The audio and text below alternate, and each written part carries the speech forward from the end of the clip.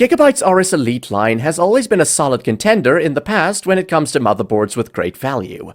The latest board with AMD's B850 chipset is no different, as just shy of some exclusive X870E features, this board meets most people's needs without breaking the bank. Compared to its B650 predecessor, the B650 Aorus Elite AX, there are some major improvements on board here with the latest version. Connectivity is significantly better as we have Wi-Fi 7 and Bluetooth 5.4. You also get PCIe 5 support, USB 4, and a notably better power delivery system. It's very similar to its predecessor in terms of appearance, but the heatsinks are much bigger this time. This is a very sleek motherboard with an enormous rear I/O cover, a combined heatsink for the chipset and M2 slots, and a clean all-black PCB. Due to its stealthy appearance, this board will look good in almost any build. Memory-wise, you have wide support for DDR5 kits up to 256 GB at speeds of 8,200 megatransfers per second with overclocking. If you care about fine-tuning memory frequency and timing, that won't be a problem thanks to the intuitive BIOS and overclocking profile features. You get a total of 3 PCIe by 16 slots, and the top one is PCIe 5. Similarly, one of the 3 M2 slots is PCIe 5, and the other 2 are PCIe 4.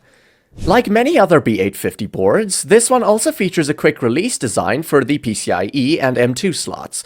No need to mess around with screws here, as you can easily access slots with the intuitive latch design.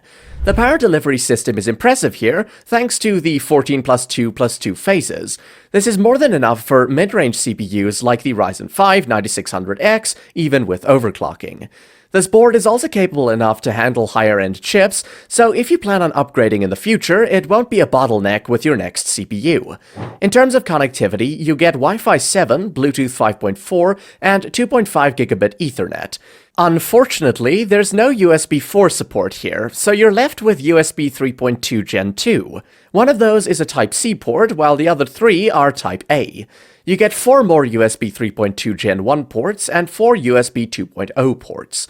The closest competitor to this board is the Asus TUF Gaming B850 Plus Wi-Fi. While the Asus board is slightly cheaper, the Gigabyte one has more power phases, a quick-release design for multiple slots, and a sleeker appearance. However, the TUF does have USB 4 if you care about that. Even then, the Gigabyte board is the more well-rounded of the two in terms of real-world features for gaming.